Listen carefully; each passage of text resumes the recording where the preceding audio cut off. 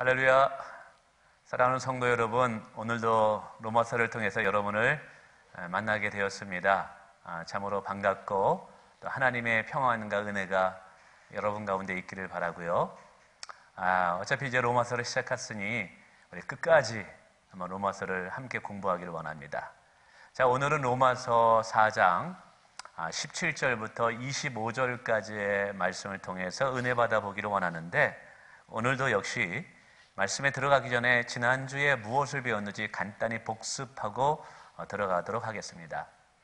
로마서 4장에 들어와서 바울 사도는 아브라함과 다윗을 소개하고 있습니다. 아브라함은 이스라엘 민족의 조상이었고 다윗은 이스라엘 민족의 영웅이었죠.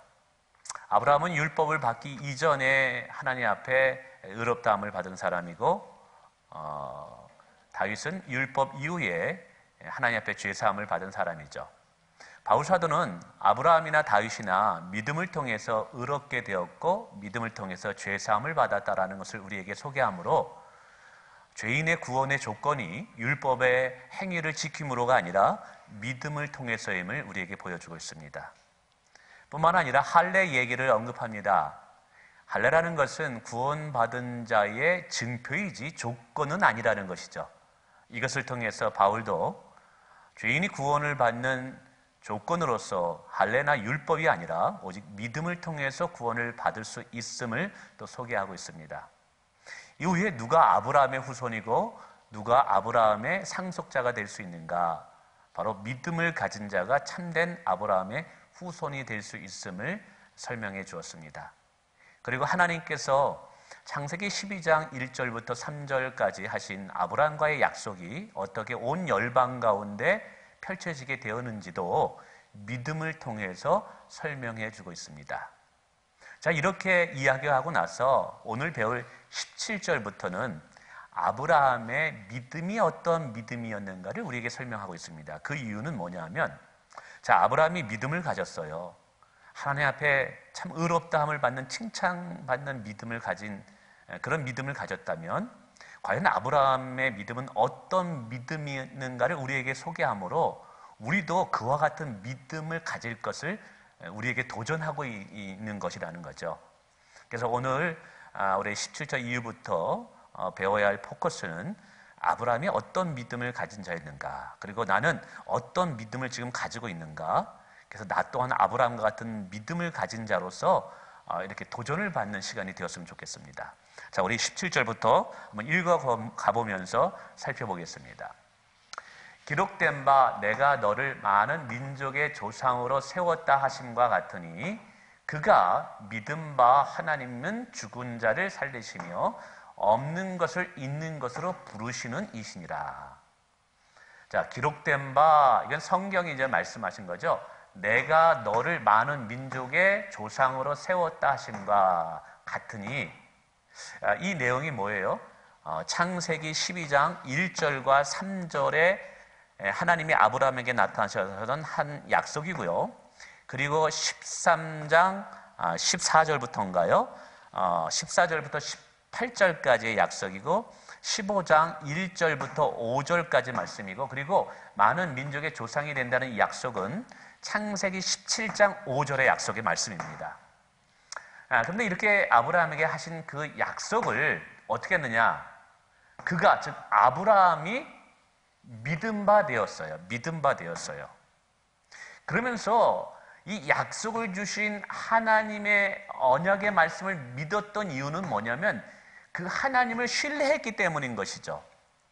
그래서 우리는 여기서 믿음이라는 이야기를 할 때 믿음의 내용과 믿음의 대상을 언급하지 않을 수 없습니다. 이게 건강한 믿음은 반드시 이 두 가지가 성경적인 조건에 충족이 돼야 됩니다. 하나는 누구를 믿는가? 믿음의 대상입니다. 오늘 본문은 하나님이라고 표현하고 있죠. 그 믿음의 대상이 하나님이란 믿음의 내용은 무엇일까? 하나님이 우리 아브라함에게 하신 언약의 말씀이 믿음의 내용입니다. 자, 그러면 이렇게 하나님의 언약의 약속을 이 아브라함이 믿을 수밖에 없었던 이유가 뭐냐면 그 약속하신 하나님에 대한 믿음을 가지고 있었기 때문이라는 것이죠. 바로 이것이 아브라함의 믿음의 특징들, 아브라함의 믿음의 모습을 설명해 주는 거예요. 그래서 그 하나님을 향해서 어떻게 표현하냐면 하나님은 죽은 자를 살리시며 라고 표현합니다. 여기서 아브라함이 가졌던 믿음의 첫 번째 특징이 나옵니다. 아브라함은 어떤 믿음을 가지고 있었다고요? 죽은 자를 살리시는 하나님을 믿었던 거예요. 죽은 자를 살리시는 하나님. 이런 믿음에 대해서 우리가 이제 19절에서 이걸 좀 이해할 것 같아요. 이 19절의 아브라함의 상황이 로마서 4장 후반부를 이해하는 아주 중요한 키포인트가 됩니다. 즉 그가 백세나 되어 자기 몸이 죽은 것 같고 사라의 태가 죽은 것 같음을 알고도라고 표현합니다. 여기서 그가라는 것은 아브라함이죠. 100세가 되었어요. 그런데 여전히 아브라함은 아이를 낳지 못해요. 그의 몸이 아이를 낳을 수 없는 불임이 되었어요. 죽은 몸이 된 거죠. 잉태할 수 없는 몸. 근데 그의 아내 사례도 어때요? 태가 죽었어요. 여자로서 도저히 아이를 낳을 수 없는 상황인 것이죠. 창세기 12장에서 하나님께서 아브라함을 불렀을 때 그의 나이 75세. 반면에 그가 100세가 되어서 25년이 되었습니다. 하나님의 언약의 약속의 말씀을 받고 25년이 지났지만 여전히 아이를 낳지 못하고 있어요. 그런데 여기서 끝난 것이 아니라 아예 아이를 낳을 수 없는, 이제 잉태할 수 없는 상황이 되었어요. 그의 몸이 죽은 것 같은 것이죠. 그런데 이런 상황 속에서도 오늘 17절에 뭐라 그래요? 죽은 자를 살리시는 하나님인 것을 믿었다라는 사실이죠. 이게 아브라함의 믿음이에요. 근데 이 믿음에 대해서 또 재밌는 것은 히브리서 11장 19절인가요? 거기에서 하나님께서 창세기 22장에서 이삭을 모리아산에 제물로 바치라고 이야기합니다. 그때 정말 아브라함은 이삭을 번제 제물로 이렇게 잡아 죽이려고 했었어요. 번제물로 드리려고 했어요. 근데 이때 이삭을 드리는 아브라함의 믿음이 어떤 믿음이었을까? 히브리서 11장 19절에 보니까 하나님께서 이삭을 다시 살리실 것을 믿었다라는 거예요. 부활에 대한 믿음이 있었다라는 것이죠. 이 믿음이 뭐예요? 죽은 자를 살리시는 하나님을 믿는 믿음이었기 때문에 이삭을 드릴 수 있었다라는 거예요.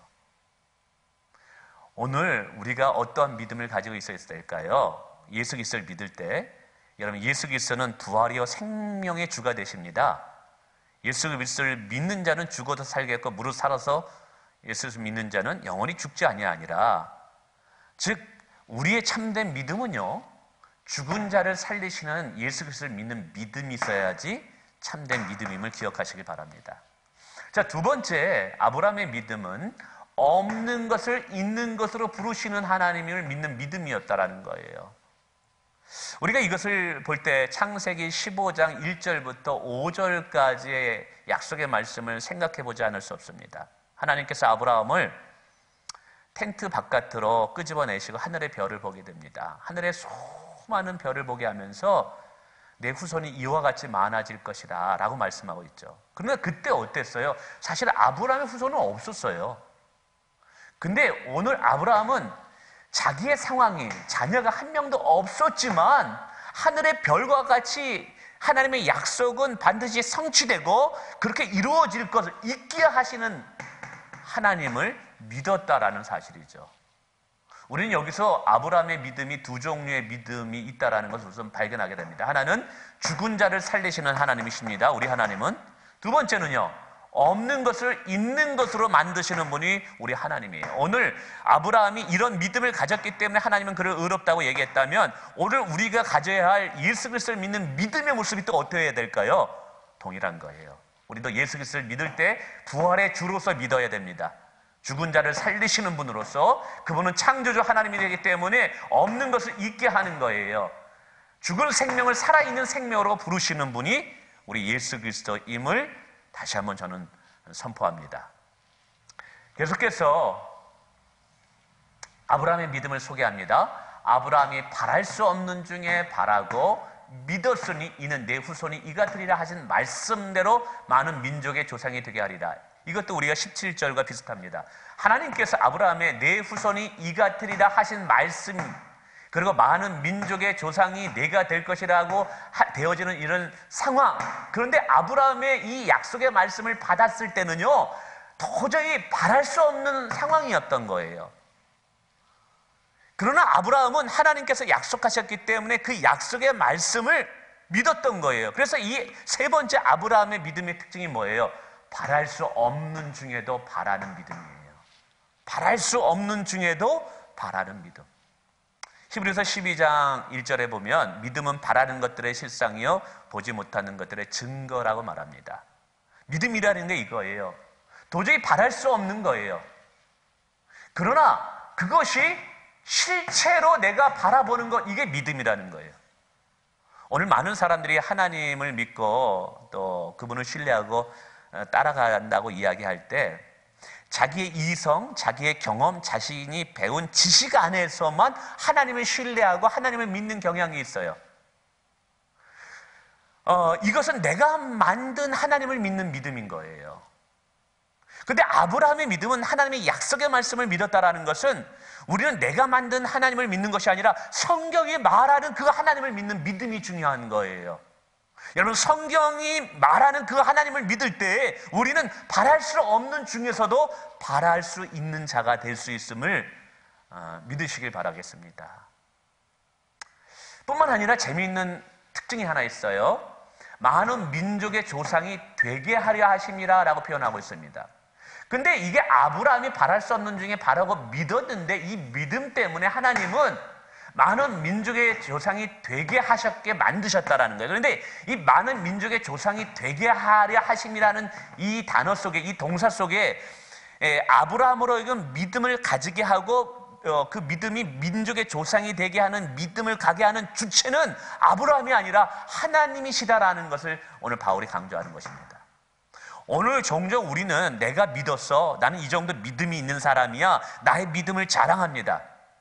오늘 그런데 바울 사도는 뒤에도 이제 이야기하지만 아브라함이 가졌던 믿음도 대단합니다. 위대합니다. 그러나 아브라함이 이런 믿음을 가질 수 있었던 이유도 하나님의 은혜 때문에 되어졌다는 거예요. 우리는 이것을 창세기에서 살펴보게 됩니다. 창세기 12장에서 하나님께서 아브라함을 불러주십니다. 그래서 고향과 아비 친척집을 떠납니다. 그러나 아브라함은 믿음이 약했기 때문에 실수해요. 그래서 그의 아내 사라를 바로왕에게 누이 동생이라고 속입니다.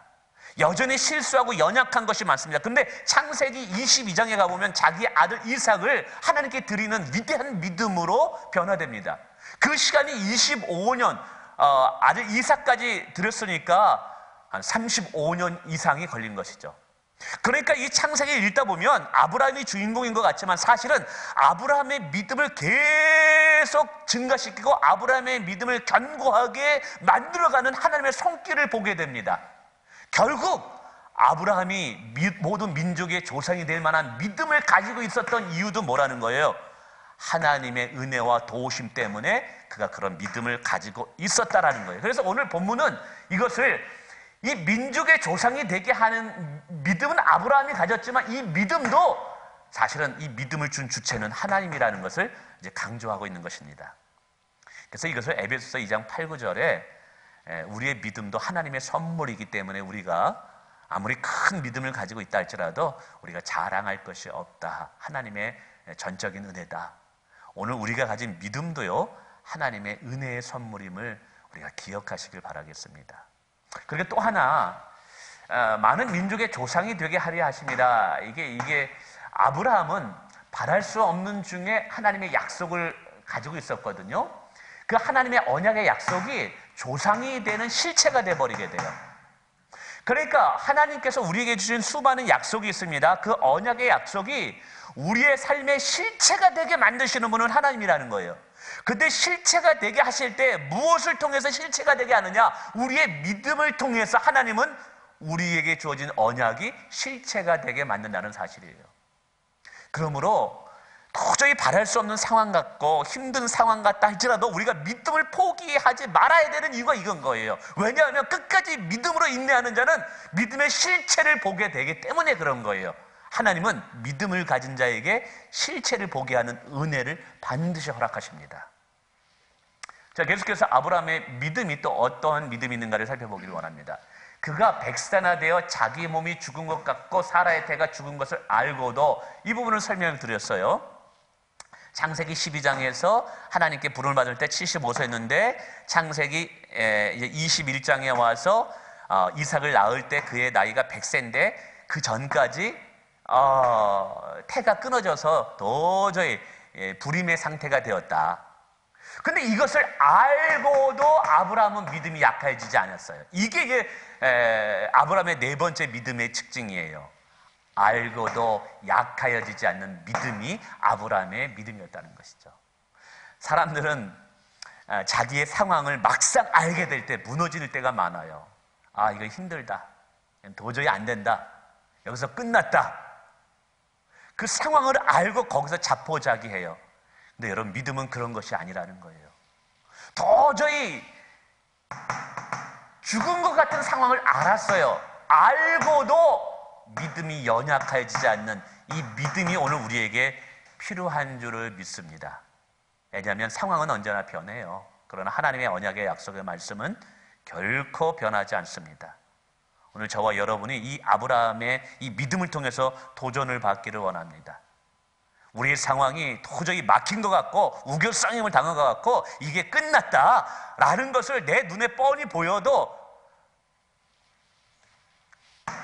하나님의 언약의 약속에 대한 말씀이 약해지지 않기를 원합니다. 자, 그 다음에 20절에 또 아브라함의 믿음의 또 다른 특징을 보게 됩니다. 믿음이 없어 하나님의 약속을 의심하지 않고 믿음으로 견고해져서 하나님께 영광을 돌리며 라고 말합니다.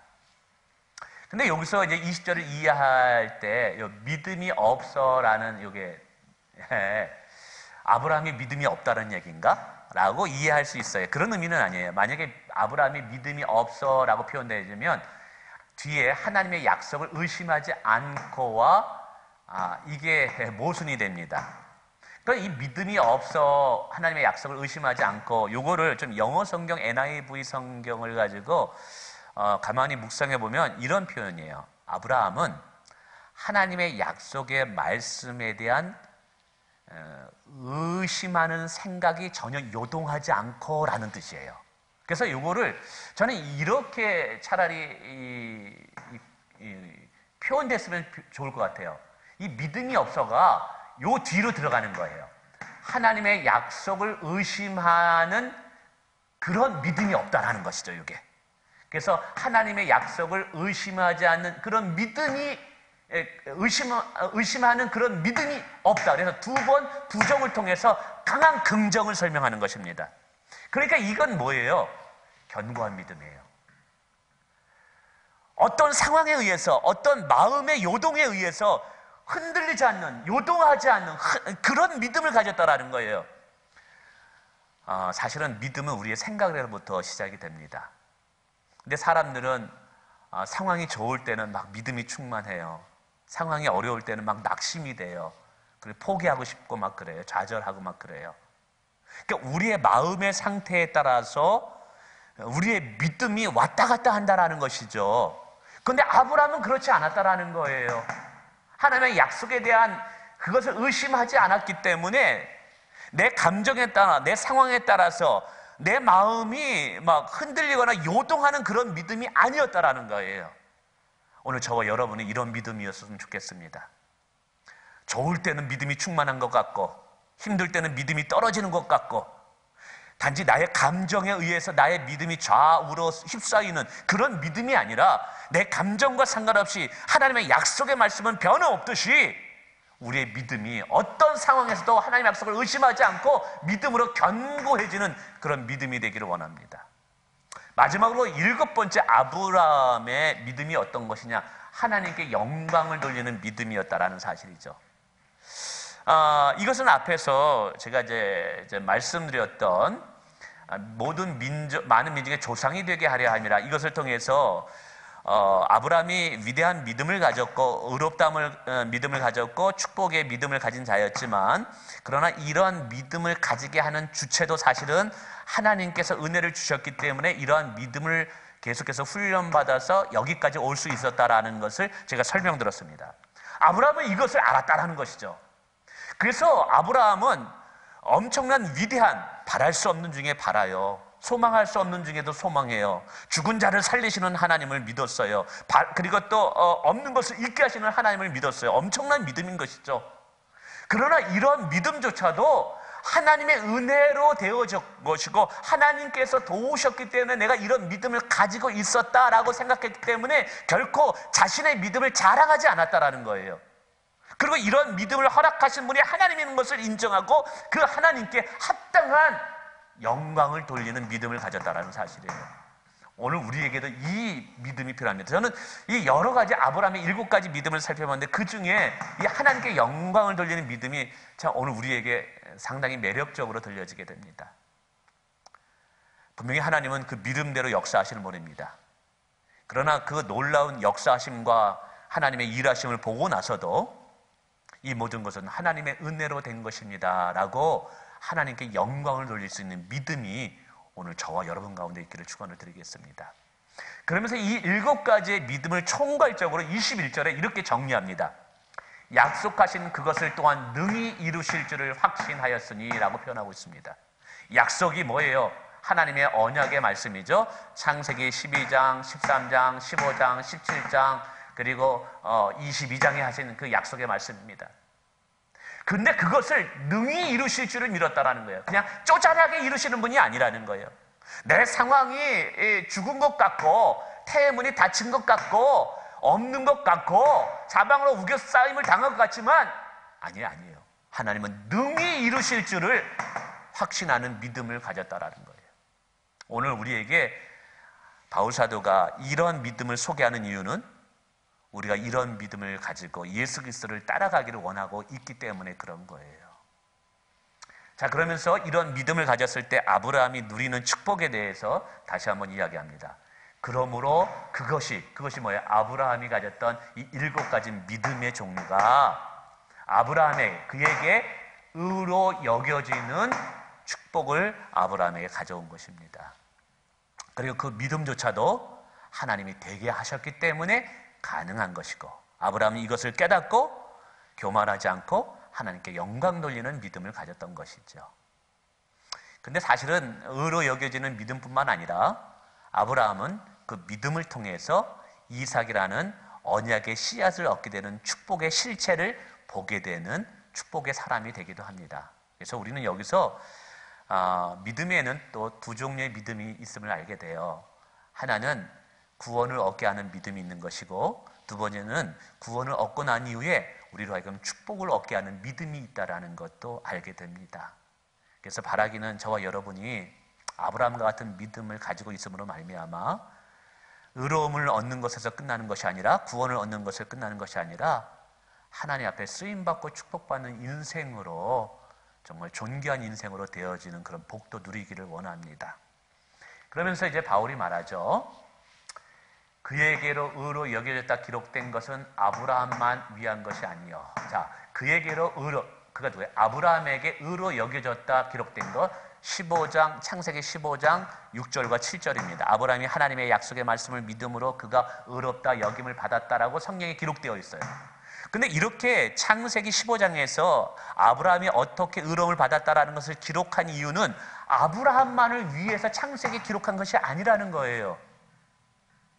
그것이 무엇이냐? 24절에 의로 여기심을 받을 우리를 위함이라는 거예요. 또 한편으로는 이게 무슨 말입니까? 요까지 의로 여기심을 받을 우리도 위함이니 결국 하나님께서 아브라함이 죄인이었는데 그가 어떻게 하나님 앞에 의로움을 받을 수 있느냐?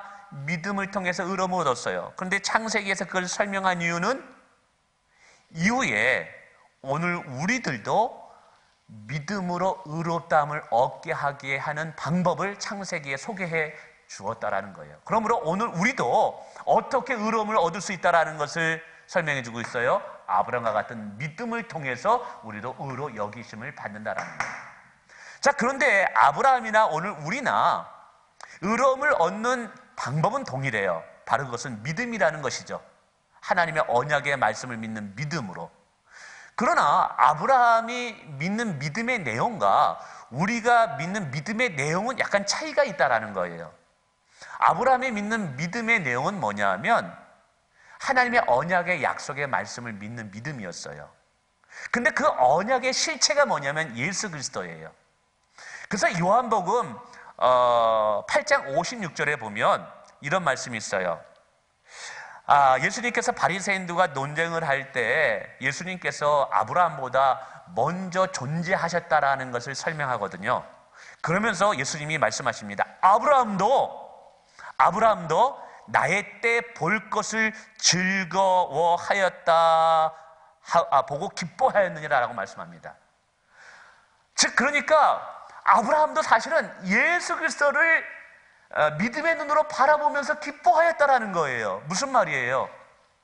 분명히 하나님께서 내 씨로 말미암아 내 후손이 많은 민족이 될 것이라고 말씀합니다. 그런데 이것을 갈라디아서 3장 16절에 보니까 이런 말씀이 있어요. 이 약속들은 아브라함과 그 자손에게 말씀하신 것인데 여럿을 가리켜 그 자손들에게 하지 아니하고 오직 한 사람을 가리켜 내 자손이라 하였으니 곧 그리스도라고 말씀하고 있어요. 그러니까 창세기에서 하나님께서 아브라함을 통해서 내 후손을 통하여 많은 민족이 이루어질 것이라고 말씀하셨는데 그것을 아브라함은 기뻐했다라는 거예요. 그런데 그 후손이 누구라는 거예요? 그 언약의 실체가 그리스도라는 거예요. 그러니까 이런 결론이 나오는 거예요. 아브라함은 창세기 12장, 13장, 15장, 17장, 22절에 하나님의 약속의 후손을 바라보면서 그는 기뻐했는데 그 바라보는 믿음의 그 실체가 누구냐면 신약의 예수 그리스도라는 거예요. 이런 결론이 납니다. 아브라함의 믿음은 오실 예수 그리스도를 바라보는 믿음으로 구원을 얻었다라는 결론이 나오는 거예요. 반면에 우리들은 어떤 거예요? 언약의 실체인 그 예수 그리스도께서 오셨어요. 그 오신 예수 그리스도를 믿는 믿음으로 구원을 얻는 거예요. 그래서 오늘 바울 사도가 고치라는 단어를 쓰는 거예요. 예수 우리 주를 죽은 자 가운데서 살리신 이를 믿는 자니라. 다시 좀 정리하면 이렇습니다. 아브라함이나 우리나 믿음을 통해서 의로움을 얻었습니다. 믿음을 통해서 쓰임받습니다. 믿음을 통해서 축복을 받습니다. 우리가 구원을 얻는데 다른 조건 필요 없습니다. 오직 믿음뿐입니다. 그러면 그 믿음에 대한 대상이 누구냐는 것이죠. 아브라함은 오실 예수 그리스도를 믿는 믿음을 가졌던 거예요. 우리는요, 오신 예수 그리스도를 믿는 믿음으로 구원을 얻는 거예요. 그래서 이것을 25절에 이렇게 결론을 내립니다. 25절에 아브라함이 얘기를 하다가 25절에 이것으로 25절을 끝나는 이유가 이거예요. 제가 읽어볼게요. 예수는 우리가 범죄한 것 때문에 내줌이 되고 또한 우리를 의롭다 하시기 위하여 살아나셨느니라. 근데 그 예수가 어떠느냐? 예수 우리를 죽은 자가 살리신 이를 믿는 것인데 그 예수가 어떤 예수냐? 이게 중요한 거예요. 예수는 우리가 범죄한 것 때문에 내어줌이 됐고 십자가에서 죽으시고 우리를 의롭다 하시기 위하여 살아나셨느니라. 제가 앞부분에 믿음이라는 것을 정의 내릴 때 참 중요한 것이 믿음의 대상과 믿음의 내용이 있어야지만 그것이 성경적이어야지 참된 믿음이라고 말씀드렸어요. 다 믿는다고 해서 그것이 다 구원을 얻는 참된 믿음이 아닌 거예요. 이단들도 믿는다 그래요.